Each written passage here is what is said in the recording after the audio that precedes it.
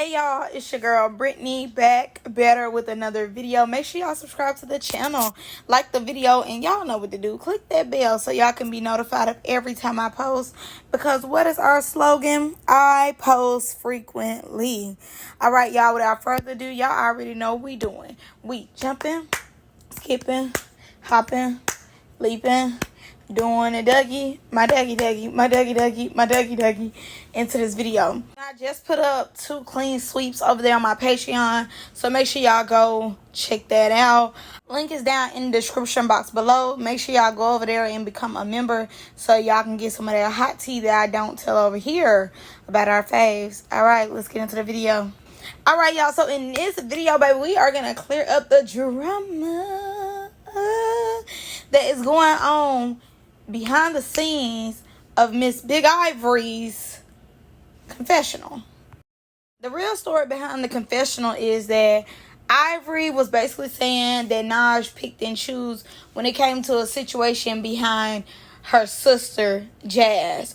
So in the confessional, as we all heard, Ivory was like, Naj be picking and choosing, and you know, she compared herself to Naj, saying that Ivory will get down with anybody, but Naj picks, you know, a person that she wants to get down with, and she's very calculated on who she fights and who she doesn't. Okay, cool. So mind y'all, Naj didn't see that coming whatsoever. She was blindsided by that.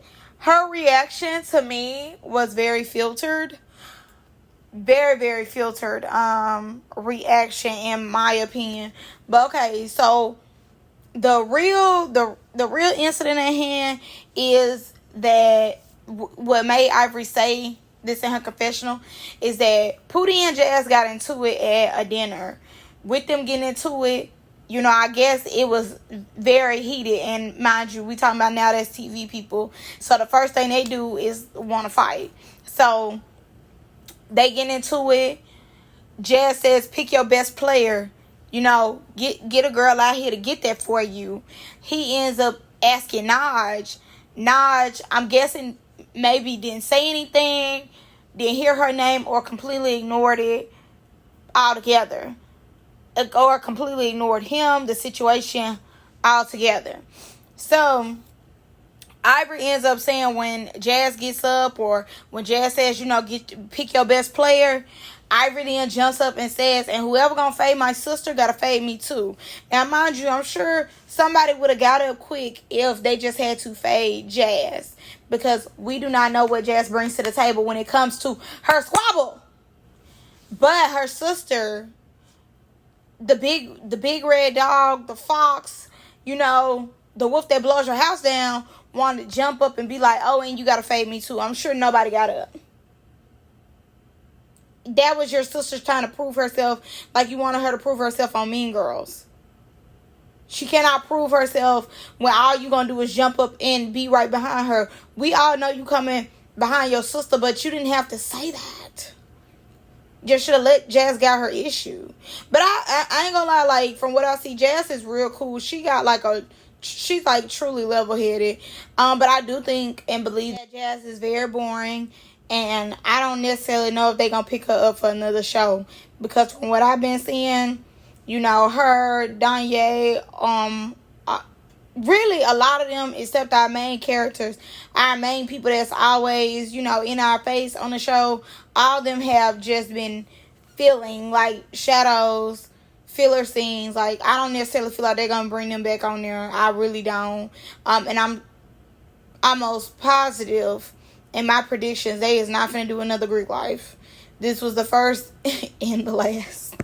So after Ivory made that confessional, it was a uproar, baby. It was an uproar on the hotline blings, because everybody basically felt like Ivory was calling Naj out. She been felt this way, you know, and they supposed to be cool. And you trying to make it seem like she up here picking and choosing when it came to Queen D, but that wasn't the case. She was talking behind her sister and herself. Landon, to me, in my opinion, is the one who started off. So Landon said at Ivory wasn't speaking on the Queen D situation. She was saying Naj was picking and choosing pertaining to a situation that's going to come up later in the season.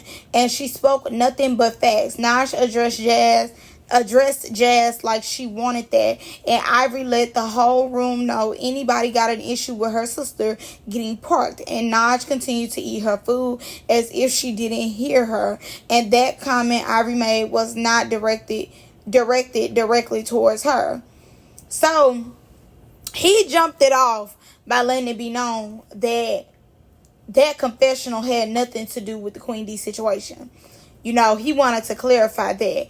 Now, him saying the season is coming up later on in the season, ain't y'all like got one more day left? I feel like the season's over. Like, why are they prolonging it? Like, let's get it over with. And low-key, too, I'm trying to see what Naj was talking about on that podcast when it came to Mac. I'm trying to see what they got going on with that as well. I'm trying to, you know, because they had a lot of drama happen behind the scenes. So I need y'all to get that now that's TV. Not these little stupid challenges. I'm over the challenges. Let's get to the mess. Let's get to the tea. Who with who? You know, who doing what? I need to know. I mean, that's my entertainment. So Najee puts up a post saying that she can't mess with you now that's TV girls. It's always something. Literally. She put another post too, but I didn't add it in my pictures of what they did. Naj said that she had already predicted a lot of them now that's TV girls did not mess with her, and you know, some told her like, okay, something was gonna happen, like something was gonna come out to where it showed they really don't mess with her like that. So she said that she had already been predicted that, you know, the girls was gonna find something to talk about when it came to her. Naj continues on and said, girls can't even name a time. Nobody can. I literally get into it with anybody. I just don't get into it for no reason. Even the reason or no reason. I've never been pressed or turned none down. It's always a reason behind my phase. You girls are goof to me. At this point, it's always something. You can't be good to everybody. All right.